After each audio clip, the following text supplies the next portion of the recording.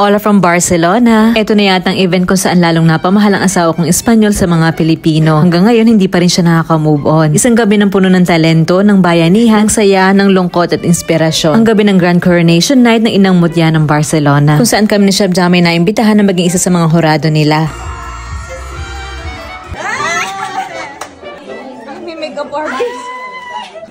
Umpisahan natin sa parking kung saan ayaw kong pagbitbitin ng gamit itong asawa ko. Hindi daw bagay sa outfit ko. Dito ginanap ang event sa Auditorio Conservatorio Liceo ng Barcelona. Isa itong multifunctional auditorium for musical and performing arts events. Kita nyo naman, prepared talaga ang lugar na ito sa mga ganitong evento. Feeling ko parang artista na rin ako. Low budget nga lang tayo. Ako na lang nag-makeup at nag-ayos ng sarili ko. Dapat nga pala Filipiniana outfit daw kami. Dahil wala ako noon at di ko alam kung saan ako kukuha, ay binili ko na lang itong top na ito na nakita ko sa Temo. May mga nagtanong nga at ayaw maniwala. Akala nila bibiro ako. Pinatnalan ko na lang ng white silky top at puting pad na kapag hinanginan ay lilipad. Dinagdagan ko na lang ng konting details kagabi. Pinuno ko ng perlas na silanganan ng harap dahil wala lang, maarte ka sa lola nyo. Simple lang din ang makeup ko, di pwedeng mawala ang wing eyeliner ko. Charis.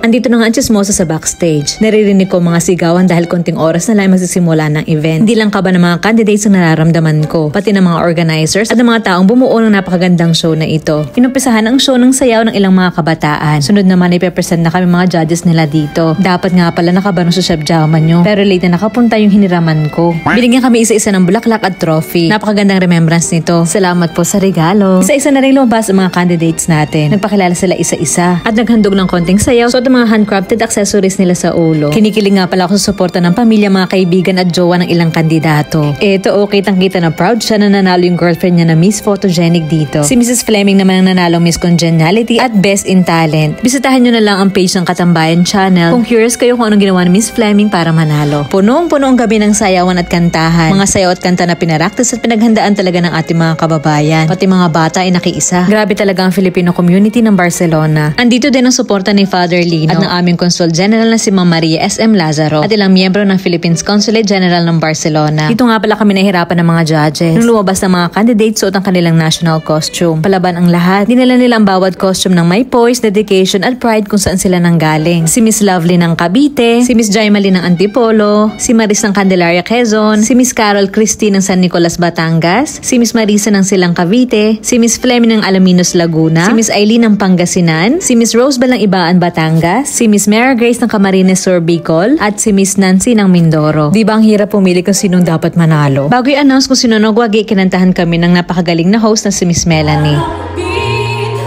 Walang silent moment kapag si Miss Melanie at si Sir Cesar ang host ng party. So alam nyo na, i-book nyo na. May host ka na, may singer pa. At syempre dito na bilib ang asawa ko sa event organizer namin dito from Katambayan Channel na si Ivan. Yung dedication nila na bumuo ng kasiyahan para sa Filipino community namin dito. Ang pagpe-preserve nila sa kultura nating mga Filipino. Ang unity at cooperation ng bawat isa kung saan kitang-kita ang bayanihan kahit sa Barcelona. Maraming salamat sa mga katulad nyo. Parang kailangan nyo rin ng corona dito. Ngayon nga pala inirarampa na nilang kanilang evening gown at si candidate number 2 ang nagwagi. 6 kilos daw ang bigat ng dress niya. Pero tingnan nyo naman ang galing pa rin niya rumampa. Si Miss Fleming naman ang walang tigil sa paghakot ng award tonight. Nanalo rin siya sa Best in National Costume. Makakapasok kaya siya sa top 5? Dito mas ramdam kong kaba ng mga candidates nung nag-umpisa ng question and answer portion. Dito din dumugong ilong ni Chef Jauma. Hindi niya daw gets lahat ng sinasabi nila. Gusto pa nga niya ipatranslate sa akin lahat. Pero sobrang emotional ko sa sagot ng ilan ay sabi ko mamaya sa kotse na lang. Di ba ang hirap naman kasi magsalita kapag pinipigil mong iyong luha. Lahat ng candidates natin dito ay mga nanay. Karamihan sa kanila nagtatrabaho from Monday to Sunday para makapag-provide sa pamilya nila. And here they are sa kabila ng pagod, problema at mga pinagdadaanan sa buhay. And dito pa rin sa entablado lumalaban para sa corona. Naiaalay din para sa kanilang pamilya.